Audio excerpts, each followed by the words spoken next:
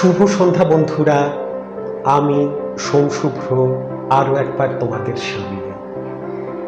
তোমাদের সকলকে শুভ জন্মাষ্টমীর অনেক অনেক শুভেচ্ছা ও অভিনন্দন।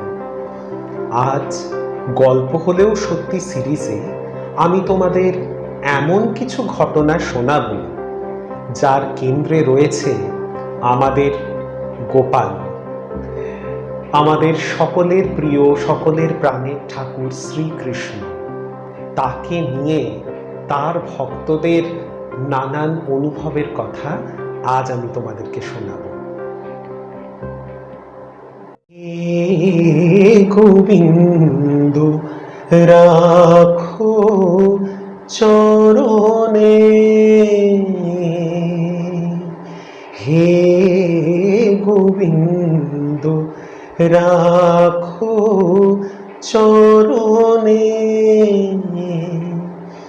আমি তব চরণে শরণাগত,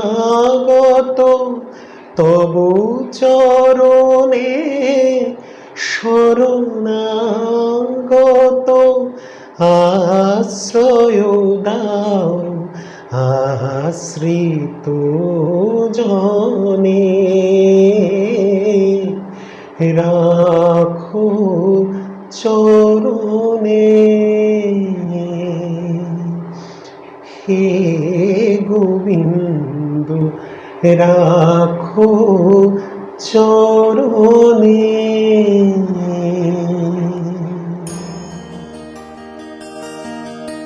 বিশ্বাসে মেলায় কৃষ্ণ, তর্কে বহুদূর, এই কথা তো আমাদের সকলের সুপরিচিত। কিন্তু এই কথার সত্যতা আমরা কখনো কখনো উপলব্ধি করতে পারি যদি আমাদের মনে থাকে সেই অটুট বিশ্বাস আমাদের ইষ্টের প্রতি, আমাদের ঈশ্বরের প্রতি। এই রকমই এক ভক্তির কাহিনী শোনাই তোমাদের। আমি আমার পূর্ব যত ভিডিও আছে এই চ্যানেলে, আমি সেখানে কখনো না কখনো কথা প্রসঙ্গে বলেছি যে আমার মামার বাড়ি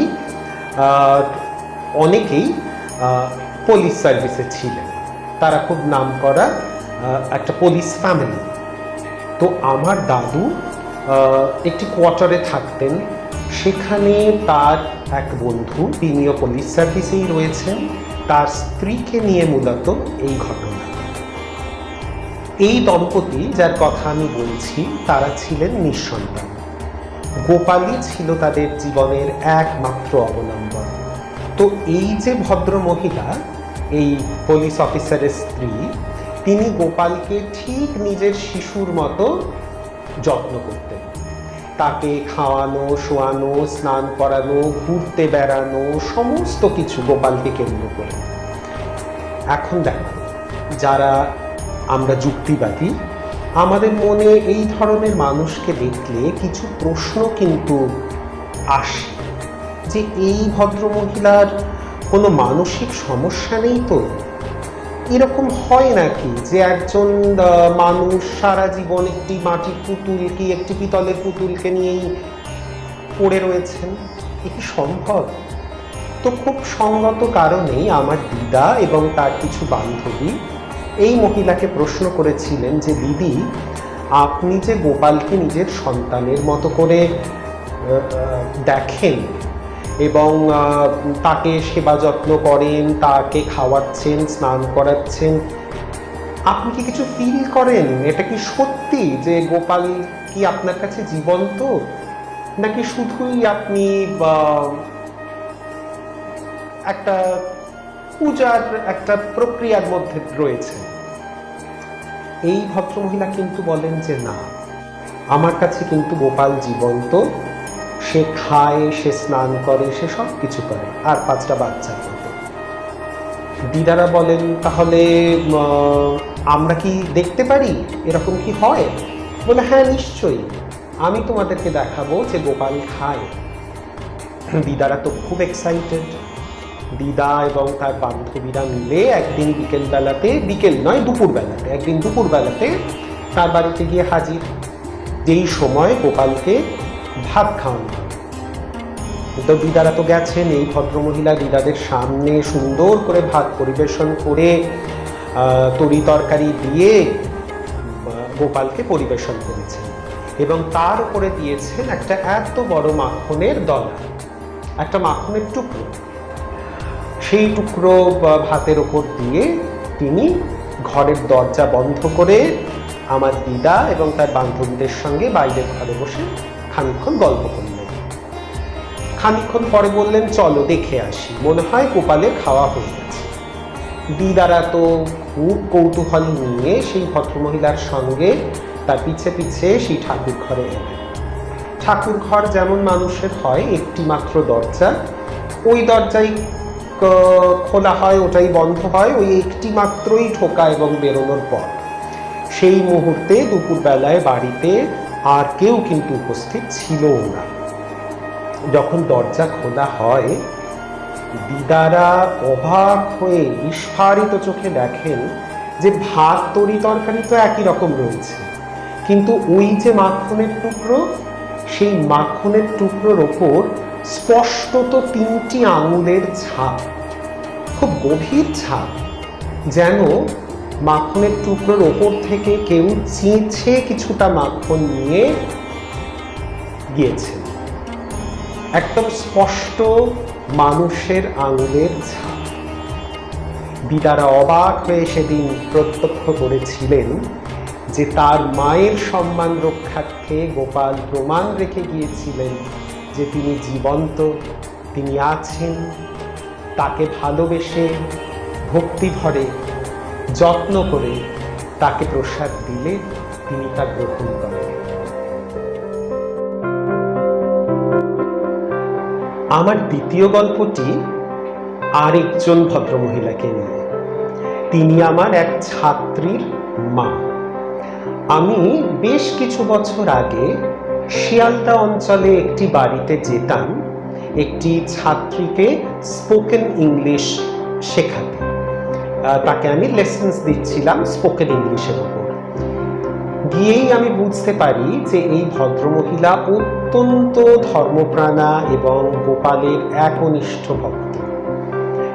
আর একটা কথা কি জানো তো, আমরা যারা গোপালকে ভালোবাসি বা শ্রীকৃষ্ণকে পুজো করি, আমরা কিন্তু তাকে ঈশ্বর হিসেবে মোটেও দেখি না।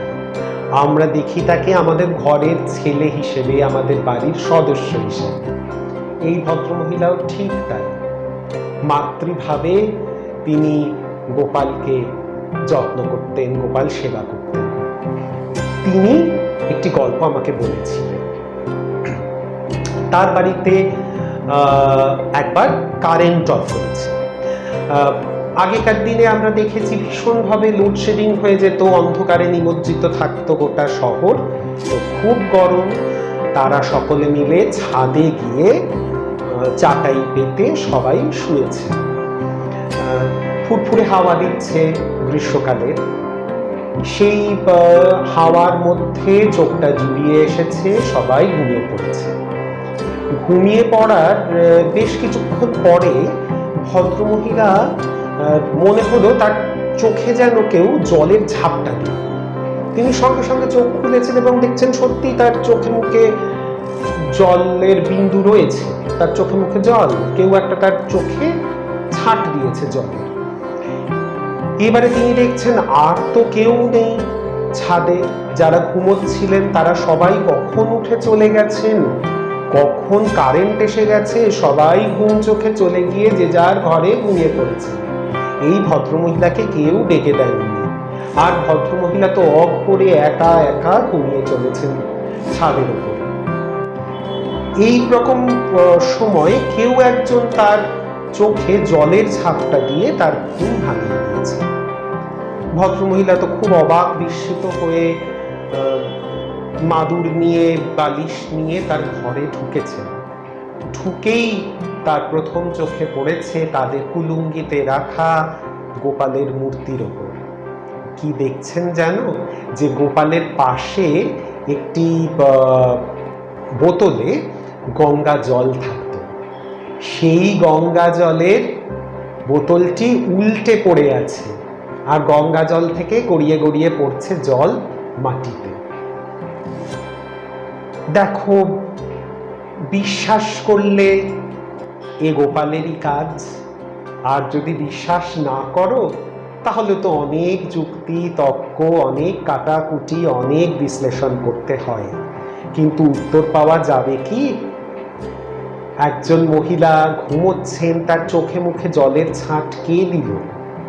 আর গোপালের পাশে থাকা সেই গঙ্গা জলের বোতল হঠাৎ করে উল্টে পড়লই বা কি করে? আর সেখান থেকে চুইয়ে চুইয়ে জল পড়ছে, যেন গোপাল প্রমাণ দিয়ে গেলেন যে আমি তোকে ডেকে তুলেছি। এই ভদ্রমহিলা তার গোপালকে পেয়েছিলেন কিন্তু স্বপ্নে। তিনি একবার স্বপ্ন দেখছেন যে গোপাল এসে বলছেন যে আমাকে বাড়ি নিয়ে আয়। তো উনি বলছেন আমি চিনব কি করে তোমাকে? বলছে অমুক বাজারে যা, গিয়ে দেখবি ওখানে আমাকে পেয়ে যাবে। বলো অত গোপালের মূর্তির মধ্যে আমি তোমাকে চিনব কি করে? বলছে তুই ঠিক চিনতে পারবি, তুই যা। ভদ্রমহিলা তো গিয়েছেন সেই বাজারে। সেই বাজারে গিয়ে যেই পার্টিকুলার দোকানের কথা বলা হয়েছিল বা উনি দেখেছিলেন, সেই দোকানে গিয়ে দেখলেন আরেকটি গোপালও কিন্তু সেখানে নেই, শুধুমাত্র একটি গোপালের মূর্তি দোলনার উপর বিরাজমান। সঙ্গে সঙ্গে প্রথম দেখাতেই তিনি বুঝে গিয়েছিলেন এই তার ইষ্ট, এই তার গোপাল।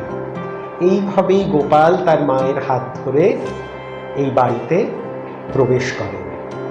তারপরে তার অনেক লীলা খেলা, যার মধ্যে একটি আজ আমি তোমাদের শোনালাম।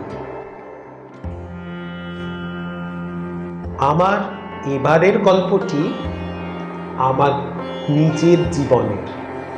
আমার জীবনের মানে আমার স্ত্রী চৈতালি, সে অনুভব করেছিল এই ঘটনাটি।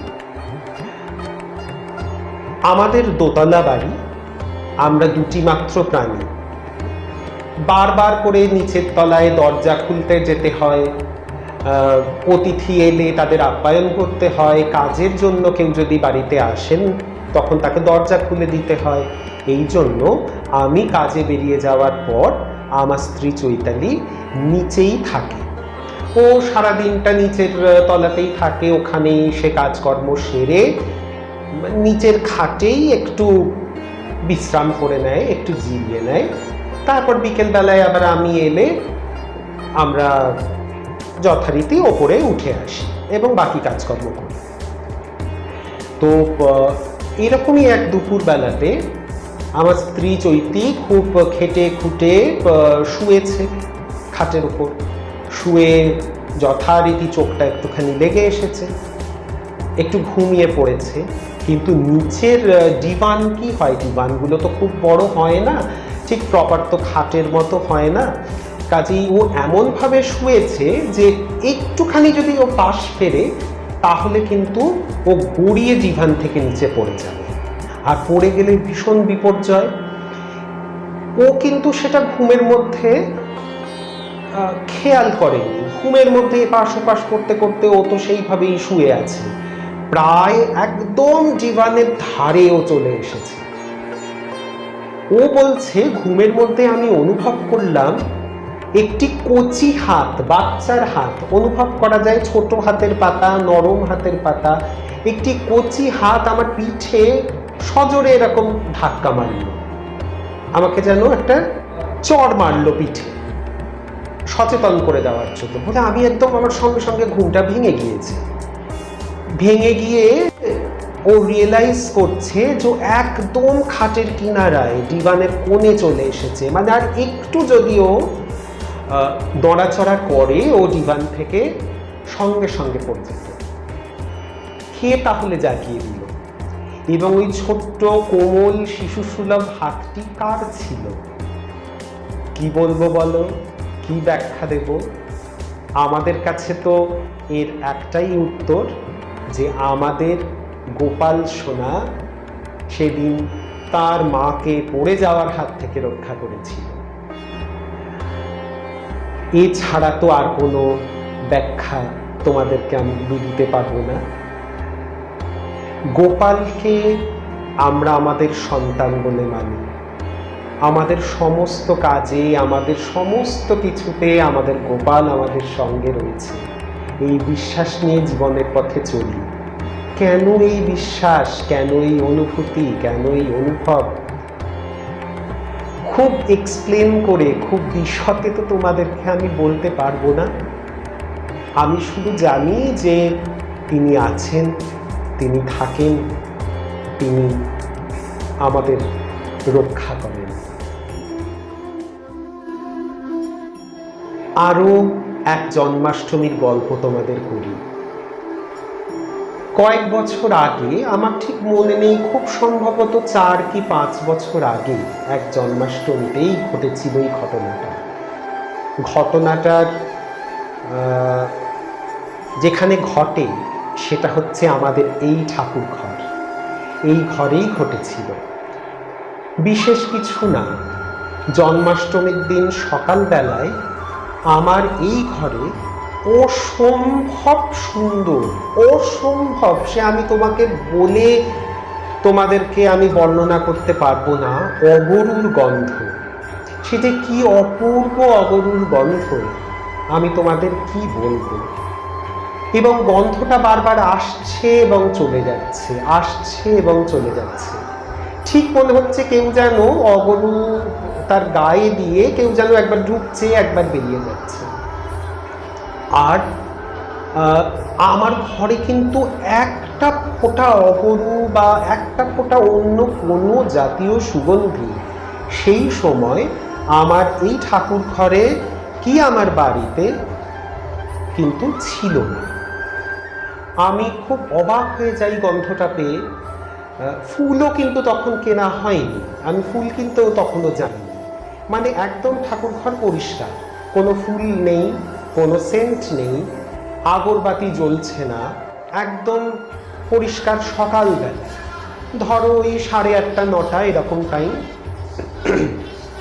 আমি সঙ্গে সঙ্গে চৈতিকে ডাকলাম, বললাম চৈতি দেখো তো, তুমি কি গন্ধ পাচ্ছ? ও ঢুকেই বললো, হ্যাঁ বাবা, প্রচণ্ড গন্ধ বেরোচ্ছে ঘরটা দিয়ে, কি জ্বালিয়েছ বা কি দিয়েছ? আমি বললাম কিচ্ছু দিইনি, আমি গন্ধটা পাচ্ছি। আমাদের বাড়ির দিদি, যিনি কিনা আমাদের দৈনন্দিন কাজে সাহায্য করেন, সেই দিদি কাজে এসেছেন। দিদি এসে ঠাকুর ঘর পরিষ্কার করছেন, করতে করতে আমাকে বলছে যে ভাই, ভীষণ সুন্দর গন্ধ বেরোচ্ছে ঘরটা দিয়ে, কি দিয়েছ? আমি দিদি, আমি কিচ্ছু দিইনি, তুমি দেখো ঠাকুরের আসনে কোনো ফুল নেই, কোনো ধূপ জ্বলছে না, আমার ঘরে এতটুকু অগরু বা কোনো রকম সুগন্ধি মজুত করা নেই। এই সময় হয়েছে আমার এক ভাই আমাদের বাড়িতে বেড়াতে এসেছেন। বাড়িতে বেড়াতে এসে সে নিচের ঘরে বসেছে, এসে বসার ঘরে এসে বসেছে। বসে আমাকে বলছে, বাবা দাদা, কি সুন্দর গন্ধ বেরোচ্ছে গো তোমার ঘর থেকে, তুমি কি পুজো সেরে ফেলেছো? আমি বললাম না, যেন তো খুব অদ্ভুতভাবে এই গন্ধটা দোতলার একটা ঘরেই পাওয়া যাচ্ছে, আর সেই গন্ধটা দোতলার ঘর থেকে এখন তুমি একতলাতে বসেও পাচ্ছ, কিন্তু আমার ঘরে এতটুকু সুগন্ধি নেই ভাই। সেও অবাক হয়ে গেল। আমি সঙ্গে সঙ্গে বাজারে গেলাম, ফুল কিনলাম এবং দোকান থেকে অগরুর শিশি কিনলাম, কিন্তু সেই অগরুর গন্ধ আর এই গন্ধ আকাশ পাতাল ফারাক। এই যে কি অনির্বচনীয় এক গন্ধ, কি স্বর্গীয় সুগন্ধ সেদিন আমরা সবাই পেয়েছিলাম। আমি, আমার স্ত্রী, আমাদের দিদি এবং আমার সেই ভাই, আমরা 4 জনে কি যে অপূর্ব গন্ধ পেয়েছিলাম, সে তোমাদের কি বলবো। এরও কোনো ব্যাখ্যা কোনোদিন আমি খুঁজে পাইনি। আর সেই একবারই, আর কিন্তু ঈশ্বর এইভাবে আমাকে কৃপা করলেন না। আমার কাছে এর অন্য কোনো ব্যাখ্যা নেই। আমি বুঝেছিলাম, অনুভব করেছিলাম যে আমার গোপাল বোধহয় এই ঘরের মধ্যে ছুটে বেড়াচ্ছে, ঘুরে বেড়াচ্ছে, একবার ঢুকছে, একবার বেরোচ্ছে। আর যেখানেই সে যাচ্ছে সেখানে তার সুগন্ধ সে ছড়িয়ে দিয়ে যাচ্ছে। সেই যে কি সুন্দর অনুভূতি আমি তোমাদের বলে বোঝাতে পারবো না। এরকম অনেক অনুভবের কথা তোমাদের আমি আবার বলবো। আসলে কি জানো তো, ঈশ্বর প্রতিনিয়ত লীলা করে চলেছেন। শ্রীকৃষ্ণ বলো, মা জগদম্বা বলো, কি ভোলা মহেশ্বর বলো, সবই তো সেই এক পরমেশ্বরের বিভিন্ন নাম, বিভিন্ন নামে বিভিন্ন রূপে সর্বক্ষণ কিন্তু সেই পরমাত্মা, সেই পরমেশ্বর আমাদের সঙ্গে খেলা করে চলেছে। আমরা সব সময় তা বুঝে উঠতে পারি না, দেখতে পাই না, লক্ষ্য করি না। ভীষণ গতির যুগ তো, তাই হয়তো আমরা অনেক মিরাকলকে এইভাবে ওভারলুক করে যাই। কিন্তু যদি কখনো একান্তে থাকো, নিজের মধ্যে নিমগ্ন হয়ে থাকো, শান্ত থাকো, চারিদিকে ভালো করে লক্ষ্য করো, ভালো করে তাকিয়ে দেখো, কান পেতে শুনো, এরকম অনেক আভাস, অনেক তরঙ্গ, অনেক ঈশ্বরের লীলা তোমাদের ছুঁয়ে যাবে। আমাদের সকলকে প্রতিনিয়ত ঈশ্বর স্পর্শ করছে, কিন্তু সেই স্পর্শকে অনুভব করার ক্ষমতা আমাদের অর্জন করতে হবে। আমাদের বুঝতে হবে যে তিনি রয়েছেন। জীবন কিন্তু অলৌকিকত্বে পরিপূর্ণ। কেন বলছি জানো? একটা ছোট বীজ, তার থেকে এত বড় মহিরুহ, এ কি কম অলৌকিক? রাতের পর দিন, দিনের পর রাত, একই কক্ষপথে প্রতিনিয়ত গ্রহ তারকা যেভাবে ছুটে চলেছে, কখনো তো কোনো বিচ্যুতি হয় না। এগুলো কি কম মিরাকল? কিন্তু আমরা মনে করি এ তো হয়, কিন্তু এই হওয়ার পেছনে যে পরম এক শক্তির হাত রয়েছে তা আমরা অনেক সময় দেখেও দেখতে পাই না, বুঝেও বুঝতে পারি না। আমার পরবর্তী ভিডিওতে আবার আমি আসব এই ধরনের কিছু অলৌকিক অনুভূতির কথা নিয়ে, এরকম কিছু ভক্ত মানুষের অনুভব নিয়ে তোমাদের সঙ্গে ভাগ করে দেব সেই সমস্ত সুন্দর ঘটনা। আর গল্প হলেও সত্যি এই সিরিজটাকে তোমরা যে এত ভালোবাসছো, এত পছন্দ করছো, তার জন্য তোমাদেরকে অসংখ্য ধন্যবাদ। আমি যেখানেই যাই না কেন, যে কোনো ওকেশনে যাই, যে কোনো ফাংশনে যাই, কেউ না কেউ কিন্তু আমাকে এসে বলছে যে তোমার ওই গল্পটা শুনেছি, খুব ভালো লেগেছে, তোমার ওই ভূতের গল্পটা শুনে খুব ভয় লেগেছিল। এই রকম বিভিন্ন ফিডব্যাক যে আমি তোমাদের কাছ থেকে পাচ্ছি, আমার খুব ভালো লাগছে। মনে হচ্ছে আমার এই ভিডিওগুলো তৈরি করা, এই ব্লগসগুলো তৈরি করা যেন সার্থক। পরবর্তীতে আবারও আসবো। সামনের এপিসোডে আমি আরও কিছু ঐশ্বরিক অনুভূতির ঘটনা নিয়ে তোমাদের সামনে আসব। তারপর আবার ফিরে যাব সেই পুরনো ভূতের গল্পে। এইভাবে আর কি আমরা বিভিন্ন ঘটনার ডালি সাজিয়ে আড্ডায় বসবো তোমাদের সাথে। আমি সংশুদ্ধ। কেমন লাগলো অবশ্যই আমাকে জানিও, আর আমার চ্যানেলটাকে সাবস্ক্রাইব করো। একটু লাইক, শেয়ার, কমেন্ট করলে আমিও উৎসাহিত বোধ করি। যাওয়ার আগে তোমাদের সকলের যাতে মঙ্গল হয় সেই প্রার্থনা জানাই আমার শ্রীকৃষ্ণ, আমার রাধা মাধব, আমার গোপালের কাছে সেই প্রার্থনা জানাই। ভালো থেকো তোমরা সবাই। ঈশ্বর তোমাদের সকলের মঙ্গল